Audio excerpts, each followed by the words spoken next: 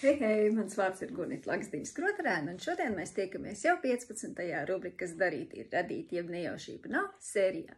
Un šodien es vēlos padalīties ar knīfiņu, kuru var izmantot rakstošie. Pati, kā jau es esmu stāstījusi, piesēžos pie baltas lapas un vienkārši ļaujos tam, kas nāk. Un man ļoti patīk lasītāju uzreiz jau iemests tādā sižetā, neaizraujoties ar gariem ar situācijas aprakstiem vai raksturojot, kādi ir galvenie varoņi. Bet, ja jums piesēžoties pie baltas lapas nenāk nekas, tad es ieteikšu tādu triku. Pieiet pie grāmatlapas, uzbuļduļi, izvēlieties kādu grāmatu un izlasiet pirmo teikumu. Tu tiešām cerēji uz ko citu?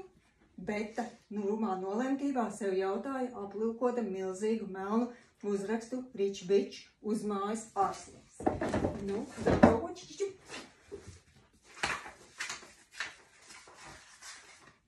Izejam uzsmēķēt, viņš klusi jautāja. Nu, kaut ko no manis?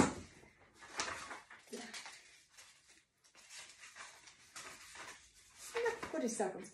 Sasodīts, sasodīts, sasodīts, bez mītas atkārtoja, daudzot pieri pret stūri un mēģinot aptvert, kā nonācu tik dziļā pakaļā. Nu, vēl kaut ko Noslēpunainais bija sācis atdzīvoties. Nu, kā jums vai nervosina fantāzija šie teikumi? Ja jā, pamēģiniet, piesēdieties, uzrakstiet vienu teikumu un lai viss notiek. Nu, ko tiekamies kā pēc nedēļas. Čau, čau!